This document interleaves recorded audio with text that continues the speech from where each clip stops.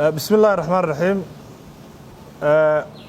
maanta oo taariikhdu ay tahay 22 bisha saddexaad 2021 waxa gudida qaran ee ka hortagga iyo diyaarga iyo maareynta xanuunka COVID-19 halkan ay u joogaan qabashada shirkan jaraa'id oo aan ugu talagalnay in bulshada reer Soomaaliland aan kula wadaagno xaaladda dhabta ee uu ku sugan yahay fiditaanka xanuunka iyo sidoo kale bulshada inaanu la wadaagno go'aamada iyo tilmaamaha ay gudidani soo saarayso si bulshada looga badbaadiyo xanuunka COVID-19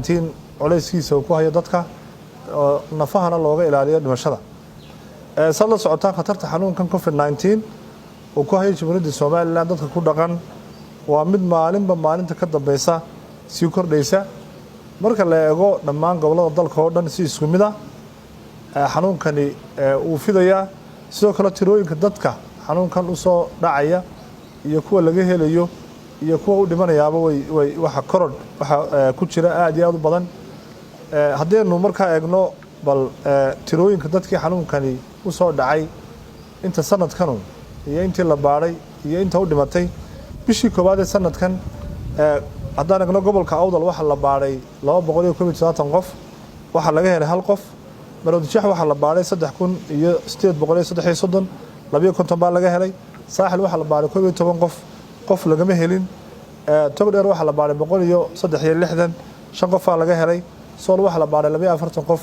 qofna lagama helin Sanaag waxa la baaray 19 qof hal qof baa laga helay dhimashadu markaad eegto bisha koobaad ee sanadkan waxa ahayd gabigeeduba 2 qof oo macnaheedu tahay in xanuunkani kor u kacay boqolkiiba hal dhimashaduna ay ahayd boqolkiiba 3 dadka la baaray marka la eego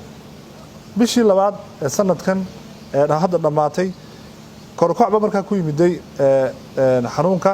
marka laga reebo gobolka Awdal gobolka Maroodijeex oo la baaray 4330 qof waxa laga helay 195 qof waxaana u dhintay 10 qof Saaxil waxa laga helay laga baaray 145 23 baa laga helay hal qofna uu dhintay saas marka gobolada kalena isbedel noocaas ah jiray marka waxaan dareemaynaa inuu bishii koobaad laga soo bilaabo ilaa tii labaadna uu isbedelkaas uu jiro dadka laga helay xanuunku bishii labaad wuxuu kor u kacay boqolkiiba 5 dhimashaduna waxay kor u kacday boqolkiiba 6 oo macnaheedu tahay boqolkiiba 3 bay bishii hore ee koobaad dheeraad ka ahayd bishan ku jirno oo aan wali dhamaanin oo maanta 22 waxa dadka la baaray gobolka Awdal ay ahayd 208 qof waxa laga helay 39 qof 2 qof waa dhimasho ah gobolka Maroodijeex 3000 iyo waxa la baaray 74 qof waxa laga helay 344 dhimashaduna waa 12 qof Saaxil waxa la baaray 427 waxa laga helay 125 hal qof waa dhimasho marka sida gobolka soo loo eego dhimashada oo Togdheer oo kale waxa la baaray 385 boqoliyo hal baa laga helay 7 qof waa dhimasho ah Sool 112 qof la baaray 36 baa laga helay 3 baa dhimasho ah Sanaag waxa laga baaray 23 qof 14 qof laga helay hal qof baa ayaa dhimasho ah marka la isku geeyo wadarta la baaray bishan aan wali dhamaan waa 4340 qof inta laga helay waa 659 qof dhimashaduna waa 35 qof oo macnaheedu tahay xanuunka dadka u soo dhacaya ee laga helayo waxay kor u kacday boqolkiiba 15 dhimashaduna marka loo eego inta qof ku dhacay waa boqolkiiba 5 haddii marka la eego isbarbardhigga saddexdan bilood ee u dambeeyay aan eegno wadarta marka la isku wada geeyo waxa la baaray 13723 qof dadka laga helay waa 950 qof ilaa imika inta dhimatay marka maanta laga reebo iyo shalay waa 50 qof xaddiga laga helay xanuunka boqolkiiba waa 7 qof inta u dhimatayna boqolkiiba 5 weey marka waxa arkaysan inuu isbedel weyn oo xanuunku sameeyay marka la eego dadka uu ku dhacayo iyo dadka xanuunkaasi u dhimanaya si kale hadaynu markaa u muujino ama sawir aynu ka bixino bal sanadkan saddexdan bilood ee imika aynu ku jirno iyo sanadkii hore saddexdii bilood ee aynu u dambeeyay ka bilaamayay October ilaa December sanadkii hore saddexdii bilood ee u dambeysay waxa la baaray 12707 qof xanuunka waxa laga helay 357 waxa u dhimatay 16 qof oo macnaheedu ahayd boqolkiiba 3 dadkii la baaray xanuunka waa laga helay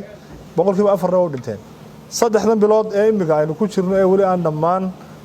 waxa la baaray 13,732 qof waxa laga helay 950 oo macnaheedu tahay waxay laba jibaar ku tahay saddex jibaar tiradii markii hore laga helay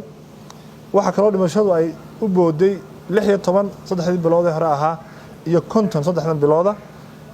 dadka xanuunka laga helay boqolkiiba 3 bay ahayd saddexdii bilood ee u horeysay u dambeysay sanadkii 2020 imigana waa boqolkiiba 7 qof boqolkiiba 7 ayaa xanuunkii laga helay dhimashaduna waxay u booday ilaa boqolkiiba 5 marka waxa laga arkayaa in isbedel weyn xanuunku sameeynayo oo maalin aanu ku darin dadka xanuunkan u soo dhacayana ay u badan yihiin dadkii waaweynaa dadkii la noolaa xanuunada iyo dadka kale ee maxaa iyaguna qaybaha kale bulshada inta markaan ka tagno hadaba walaal xaaladda xanuunka dalkeenu haatan marayo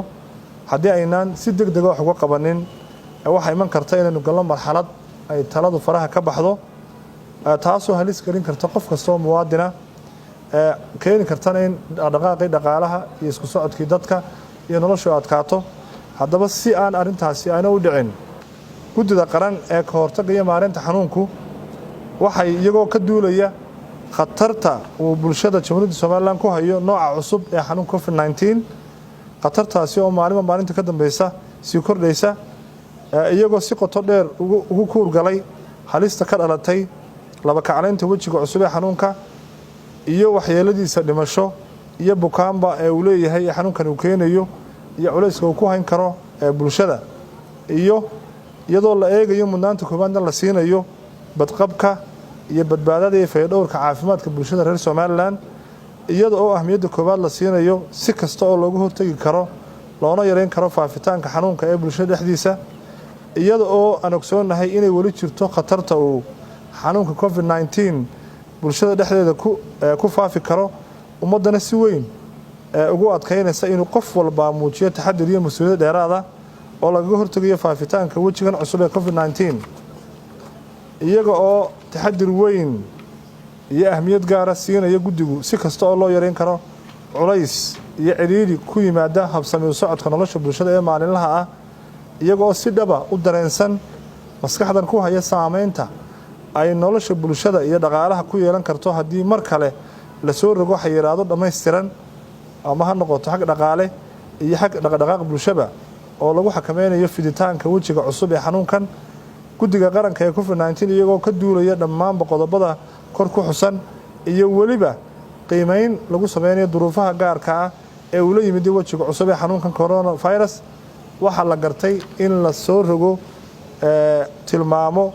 iyo go'aamo ay guddidu bariyaha ka baaraandegaysay